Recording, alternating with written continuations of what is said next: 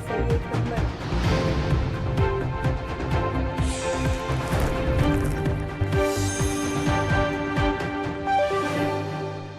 नमस्कार, आप उत्तराखंड देख रहे हैं पर मैं हूं आपके साथ ऋतुश्री पथरिया। नजर डालेंगे उत्तराखंड की तमाम अहम खबरों पर।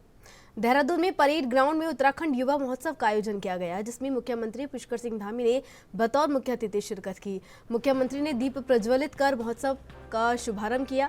कार्यक्रम में आईआईटी रुड़की और माइक्रोसॉफ्ट के साथ एमओयू साइन किया गया। कार्यक्रम में मुख्यमंत्री पुष्कर सिंह धामी ने युवाओं को नियुक्ति पत्र भी वितरित किए। मुख्यमंत्री ने कहा कि सरकार युवाओं को रोजगार देने की दिशा में काम कर रही है। वहीं इस मौके पर कैबिनेट मंत्री सौरभ बहुगुणा ने कहा कि प्रदेश के युवा देश विदेश में अपना परचम लहरा रहे हैं। आज ही कुछ युवाओं को जापान में नौकरी मिली तो उत्तराखंड में 800 युवाओं को नौकरी दी गई है।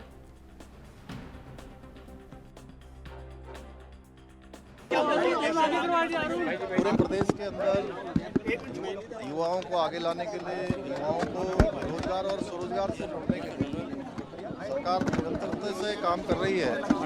हमारे देश के यशस्वी प्रधानमंत्री मोदी जी के नेतृत्व में जहां देश के अंदर 10 लाख लोगों को सीधे सीधे सरकारी नौकरियों से जोड़ने का काम हो रहा है, उसमें भी हमारी सरकार तेज़ी से काम कर रही है और लगातार इस प्रकार के रोजगार के मेले और महोत्सव आयोजित कर रही है।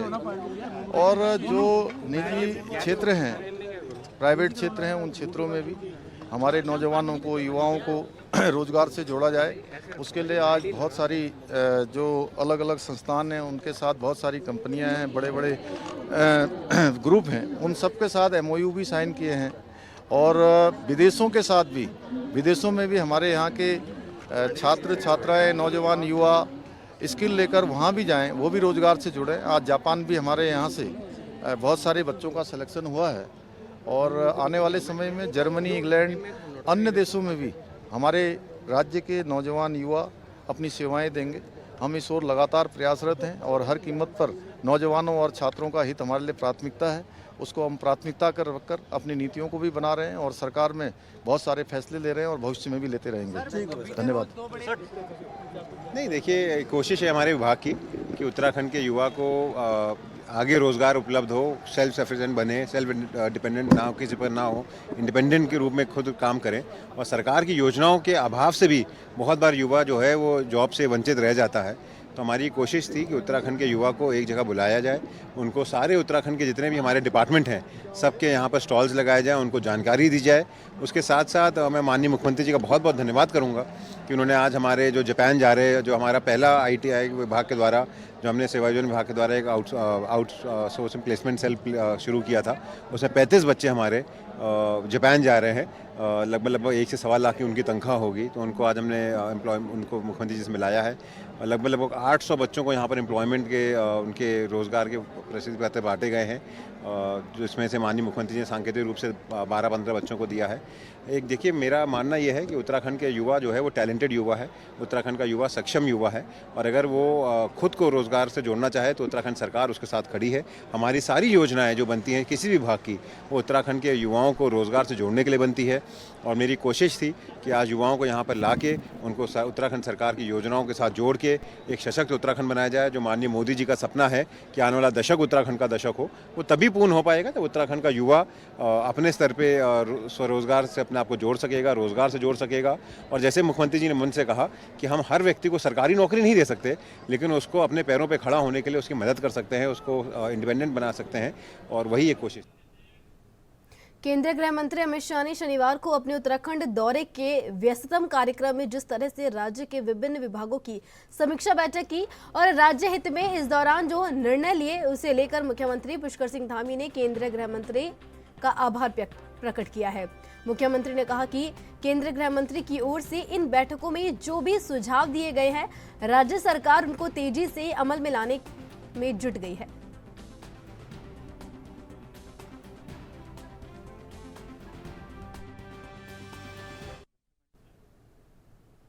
हल्द्वानी के बुद्ध पार्क में कांग्रेस ने एक बड़ा धरना प्रदर्शन किया, जिसमें कांग्रेस प्रदेश अध्यक्ष करण मेहरा, नेता प्रतिपक्ष यशपाल आर्य और हल्द्वानी विधायक सुमित हदवेश भी मौजूद रहे। दरअसल कांग्रेसियों का आरोप है कि डोलमार के पास होटल रिवर व्यू में कैसीनो के मामले में सफेद सफेदपोश लोगों पर कार्रवाई की मांग को लेकर उन्होंने ये धरना दिया है। इस मौके पर नेता प्रतिपक्ष यशपाल आर्य ने सवाल उठाते हुए कहा कि सबको पता है कि वह होटल बीजेपी नेता संचालित करते थे, तो आखिर पुलिस होटल के मालिक पर कार्रवाई क्यों नहीं कर रही है। वहीं कांग्रेस प्रदेश अध्यक्ष करण मेहरा ने कहा कि बीजेपी की कथनी और करनी में अंतर है। अंकिता भंडारी हत्याकांड हो या फिर नैनीताल जिले में अवैध कैसूनी, दोनों मामलों में सफेदपोश नेताओं पर आखिर कार्रवाई क्यों नहीं हो रही है। उन्होंने अवैध कसीनो पर कार्रवाई करने के लिए एसएसपी का आभार भी जताया है। उनका कहना है कि राज्य सरकार दबाव बनाकर दोषियों को बचाने का काम कर रही है। विधायक सुमित हदेश ने मामले को उच्च स्तरीय जांच कर सभी दोषियों पर कार्रवाई की मांग की है। तो वहीं कांग्रेस कार्यकर्ताओं ने चेतावनी देते हुए कहा कि अगर पुलिस ने जल्द ही होटल संचालक सफेदपोशों का नाम उजागर नहीं किया तो उग्र आंदोलन किया जाएगा।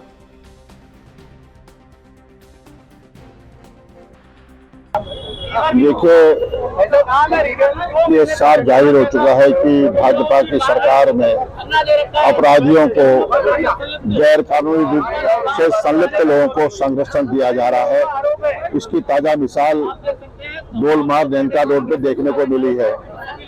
एसएसपी नैनीताल ने अपनी एक अलग छवि बनाई है और यहाँ की जनता को बड़ा भरोसा भी रहा है और उन्होंने कई मामलों का पर्दाफाश किया।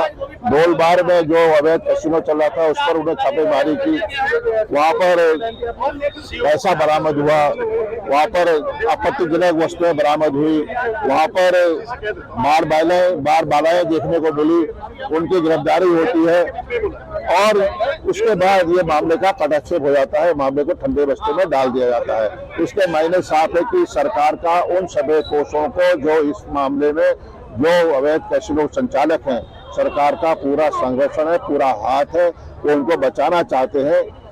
यही नहीं, आज 1 वर्ष हो चुका है अंकिता हत्याकांड को, उसमें कौन लोग थे? उसमें भी वही सफेदपोश थे जो भारतीय जनता पार्टी के सत्ता के करीब थे।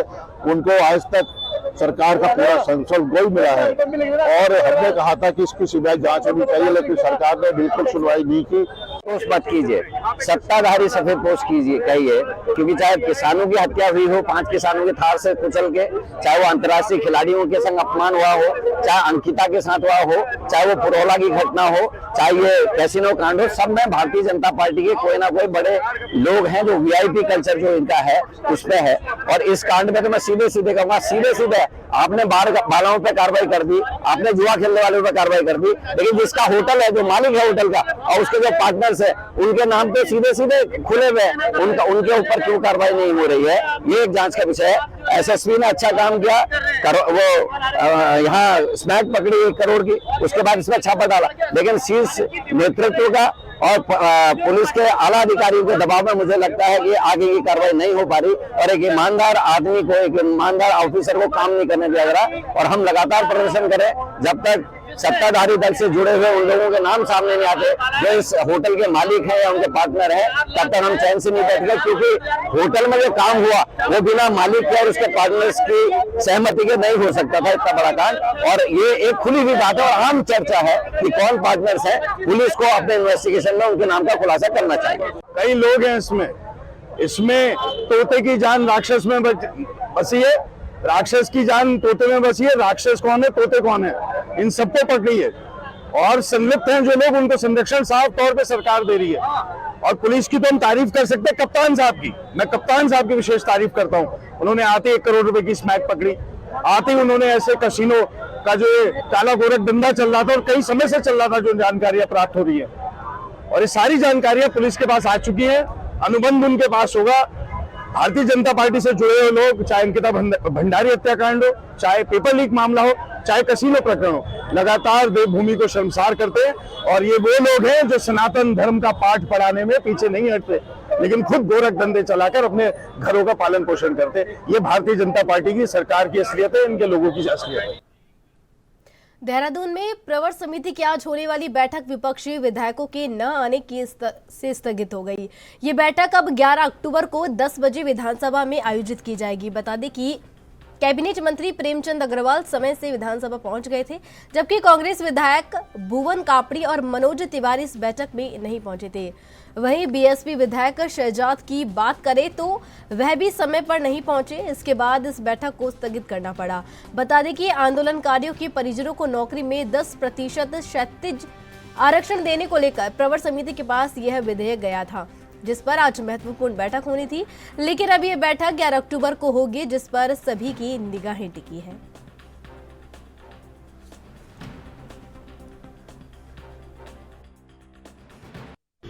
देखिए, आप जानते हैं कि जो अपने आंदोलनकारियों के क्षैतिज आरक्षण से संबंधित बहुत महत्वपूर्ण विषय जो प्रवर समिति जिसके लिए बनाई गई थी, एक बैठक हम कर चुके। उसके बाद आज भी हमने बैठक रखी थी, क्योंकि माननीय अध्यक्षा जी से हमने इसके एक्सटेंशन का समय लिया था। उस दौरान हमें ये बैठक भी करनी थी। तो आज हमारे पास कॉरम भी था, सभी लोग मौजूद थे, लेकिन विपक्ष के साथी उसमें नहीं थे। तो मेरे को लगा कि बिना उनके हम ऐसा निर्णय नहीं लेंगे, कल को फिर वो किसी प्रकार से कुछ और बात रखें, क्योंकि ये उचित प्लेटफॉर्म है जहाँ पे हम सब लोग एक मंथन करने के बाद, एक विचार विमर्श करने के बाद कुछ निष्कर्ष निकालते हैं। वो नहीं तो मेरे को लगा कि उनके बिना हम कोई मंथन न करें। तो एक उनके बात को हमने महत्व दिए, उनका रहना हमें ज़्यादा उपयोगी लग रहा था। वो किन कारणों से नहीं आए, सूचना उनको प्रॉपर थी, कंफर्मेशन भी हमें मिली कि वो आ रहे हैं, लेकिन वो नहीं आए। हो सकता है उनको ये विषय गंभीर ना लग रहा हो, लेकिन हमने स्थगित किया। फिर अगली बैठक में एक जल्दी हम बुलाएंगे ताकि इसमें मिलें।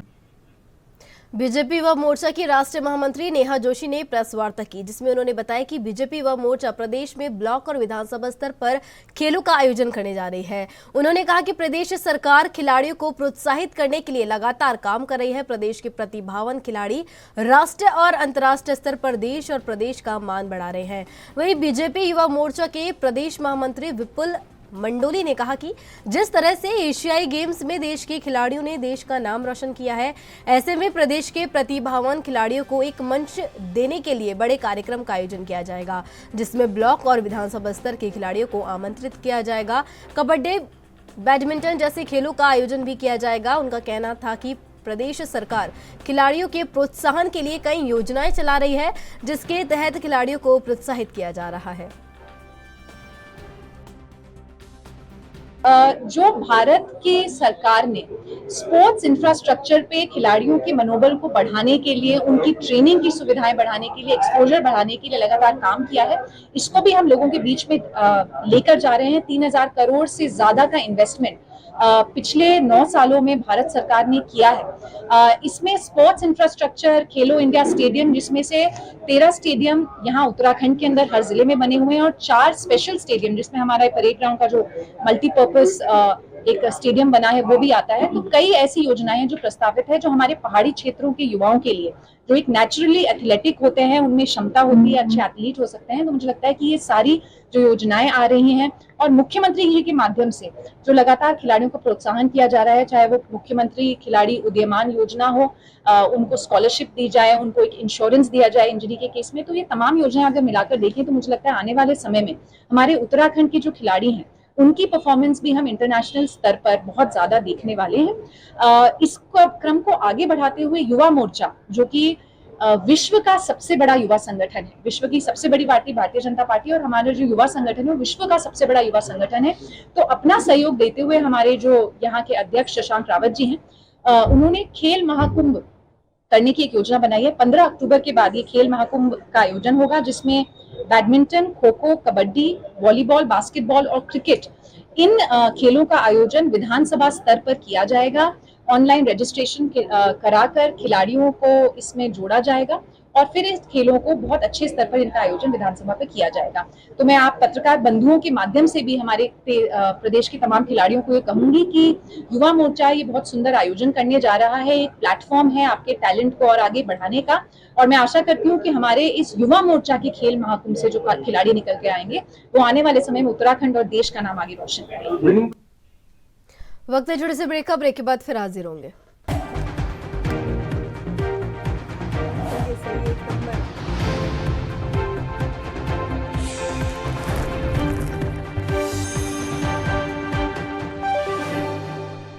ब्रेक के बाद आप सभी का फिर से स्वागत है। बढ़ते हैं खबरों की ओर। मसूरी के राधाकृष्ण मंदिर में श्रीमद् भागवत कथा का आयोजन हुआ, जिसमें कैबिनेट मंत्री गणेश जोशी ने भी शिरकत की। इस मौके पर जोशी ने कहा कि आज उन्हें श्रीमद् भागवत कथा को सुनने का और सीखने का अवसर मिला है।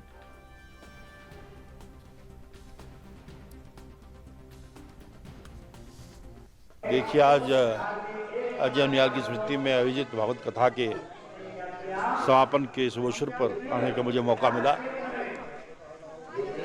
और व्यासपीठ से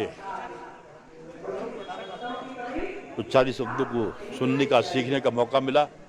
क्योंकि आज धर्म वो हमारी संस्कृति अगर जिंदा है तो व्यासपीठ पर आसीन ऐसे आचार्यों से और ऐसे भक्तों से, नहीं तो एक समय वो आएगा हमारी संस्कृति समाप्त हो जाएगी। और ये भी कहा गया है कि जो धर्महीन मनुष्य होता है, धर्महीना पशु भी समाना, धर्महीन मनुष्य जो है पशु के समान होता है। और आज हमारे धर्म और संस्कृति को जिंदा रखने का काम इस प्रकार के ये गुरुजन, आचार्य लोग और भक्त करते ना, जब भक्त नहीं होंगे तो भगवान कहाँ होगा। इसलिए भक्तों का भी अनुभव बहुत जरूरी है। इस आयोजन के लिए मैं आयोजकों को अपनी ओर से शुभकामनाएं देता हूं, बधाई देता हूं। और इस प्रकार के आयोजन होते रहने चाहिए ताकि हमारी संस्कृति जिंदा रहे। कि जो हमारे आयोजक बंधुओं ने स्वर्गीय अजय उनियाल स्मृति न्यास समिति के तत्वावधान में बहुजन हिताय बहुजन सुखाय की कामना से जो यज्ञ आज संपन्न हुआ, वह दिव्य आत्मा जहाँ भी हो, मैं भगवान से प्रार्थना करता हूँ उस दिव्य आत्मा को अपने चरणों में स्थान दें और सदैव इसी तरह सभी भक्तों की मंगल कामना व्यासपीठ से करता हूँ।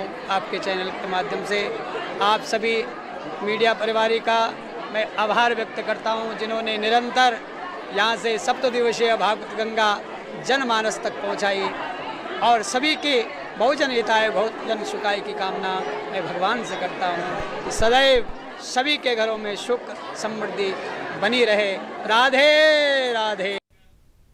भारत तिब्बत पुलिस सीमा बल में 1 वर्ष के कठिन प्रशिक्षण के बाद 27 अधिकारी मुख्य धारा में शामिल हो गए हैं। इन अधिकारियों को 1 वर्ष के कठोर और लंबे प्रशिक्षण के दौरान युद्ध कौशल, शास्त्र चालान और शारीरिक प्रशिक्षण आदि दिया गया है। आज प्रशिक्षण के उपरांत आयोजित भव्य दीक्षांत और शपथ ग्रहण समारोह में इन युवा अधिकारियों ने बल के प्रति निष्ठा और समर्पण की शपथ ली है।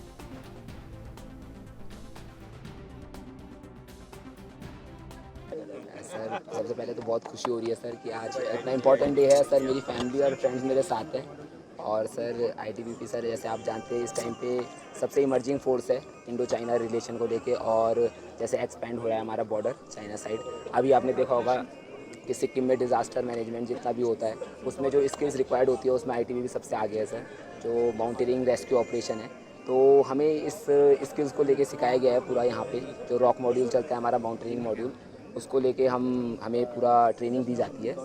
और मुझे अच्छा लग रहा है कि मैं इस फोर्स का पार्ट हूँ जो आगे चल के देश की सेवा कर सकेंगे। तो थैंक यू। और आगे मानते हैं कंधों पे आपकी जिम्मेवारी आ गई, किस तरह निभाएंगे आप? सर, मेनली सर हमें अपना ट्रूप्स और जो जवान है उनको लेके चलना चाहिए। जो मेन इंपॉर्टेंट हमारा मैन मैनेजमेंट है, क्योंकि रिसोर्सेज तो हर जगह आपको पता ही है कि हम कम रिसोर्सेज में काम करना सीख चुके हैं, बट जो मैन मैनेजमेंट है हम पे सबसे इंडिया की सबसे मेन पावर है मैन मैनेजमेंट। तो एज अ लीडरशिप क्वालिटी हमें मैन मैनेजमेंट आना चाहिए कि कैसे हम अपने ट्रूप्स को मैनेज करें, ट्रूप्स का वेलफेयर कैसे करें और ट्रूप्स को लेके कैसे चलें। क्योंकि आजकल सर मेन चीज़ हो गई है कि सब एजुकेटेड हैं, चाहे जवान हैं चाहे ऑफिसर हैं, सब पढ़े लिखे आ रहे हैं। तो उनको लेके चलना, उनको कैसे किसी ऑपरेशन में आगे लीड करना सर, वो एक सबसे बड़ा इशू है। तो उसको अच्छे से मैनेज करना यही सर लीडरशिप रोल है हमारा अभी। क्योंकि काम तो सर सबको ही आता है, जो स्किल्स हमें आती हैं वो सबको आती है, बट कैसे उनके स्किल को यूटिलाइज कर सकते हो वो एक सबसे बड़ा चैलेंज है। This is a very proud moment for me. I've been training here for the past 1 year, and today my parents have come here from far distance, and along with them, and my relatives they have also arrived here. And after getting training here for 1 year, we have learnt a lot, and will continue to serve the country. And whatever we have learnt over here, we will try to replicate those training skills during our duty, and will perform our duties with utmost integrity and courage. अच्छा लग रहा है। I am thankful to instructors and my parents and everybody in academy who help me to reach this. That's it. Badrinath वन प्रभाग के मध्य पिंडा range में थैराली ग्वालदम राष्ट्रीय राजमार्ग पर मच्छी ताल, घनियालधार और ताल में वन भूमि पर हुए अतिक्रमण को ध्वस्त कर दिया गया है। बता दें कि अतिक्रमण हटाओ अभियान में वन विभाग के साथ पुलिस और राजस्व विभाग के अधिकारी भी मौजूद रहे। इस मौके पर मध्य पिंडा रेंज के रेंजर हरीश थपलियाल ने बताया कि उच्च न्यायालय के निर्देशों पर वन विभाग की ओर से वन भूमि में हुए अतिक्रमण को हटाया जा रहा है और इसके लिए टीमें गठित कर अतिक्रमण हटाने की कार्रवाई की जा रही है। उन्होंने बताया कि घनियालधार और मच्छीताल में 2 अतिक्रमण हटाने के साथ ही अन्य अतिक्रमणकारियों को नोटिस देकर 3 दिन में अतिक्रमण हटाने के निर्देश दिए गए हैं। जैसा हमारे माननीय उच्च न्यायालय का निर्देश था कि रोड साइड जितने भी अतिक्रमण है उनको हटाया जाए, इसी क्रम में ग्वालदम के रास्ते में, थराली ग्वालदम के रास्ते में, घनियालधार में, मच्छीताल में और ताल में 3 जगह अतिक्रमण वन विभाग द्वारा, बीआरओ द्वारा और राजस्व द्वारा एक संयुक्त अभियान द्वारा भी हटाए गए हैं। और अभी इसके अलावा अतिरिक्त जहाँ भी अतिक्रमण फॉरेस्ट डिपार्टमेंट में कहीं हैं उनको तोड़ने के लिए भी हमारी टीम, हमारे माननीय बद्रीनाथ के जो प्रभागीय वनाधिकारी हैं उनके द्वारा बनाई गई है। और जो रिजर्व में या जो हमारे संरक्षित वन है वहाँ भी कोई अतिक्रमण उनको भी हटाया जा रहा है। अभी तक चिन्हीकरण की बात करें तो कितने अतिक्रमण अभी तक चिन्हित हुए हैं? चिन्हीकरण की अगर बात करते हैं तो हमारे पास जब कोई रिजर्व क्षेत्र में कोई अतिक्रमण करता है तो उसकी अपील होती है, बेदखली का आदेश होता है। तो हमारे माननीय वन संरक्षक महोदय पौड़ी द्वारा भी 14 जो मामले उन्हें खारिज कर दिया गया है। उन 14 मामलों को हमारे रिजर्व से भी हटाया जा रहा है। अब अभी कितने दिनों तक ये अभियान चलाया जाएगा? ये अभियान अभी 2-3 दिन लगातार चलेगा और उसके बाद अगर कोई और मामले सामने आते हैं, संज्ञान में आते हैं या बेदखली कोई आदेश होता है तो उसको आगे भी फॉलो। स्वास्थ्य सचिव डॉक्टर आर राजेश कुमार की ओर से टनकपुर उप जिला चिकित्सालय, ट्रॉमा सेंटर और जिला चिकित्सालय का निरीक्षण कर स्वास्थ्य सुविधाओं का जायजा लिया गया और अधिकारियों को बेहतर स्वास्थ्य सेवाओं के निर्देश दिए गए। इस मौके पर उन्होंने वर्तमान में डेंगू के बढ़ते मामलों को देखते हुए सभी चिकित्सालयों में आवश्यक सुविधाएं बनाए रखने के निर्देश भी दिए हैं। साथ ही डेंगू की रोकथाम के लिए अस्पताल में डेंगू वार्ड और मच्छरदानी की उचित व्यवस्था करने के भी निर्देश दिए हैं।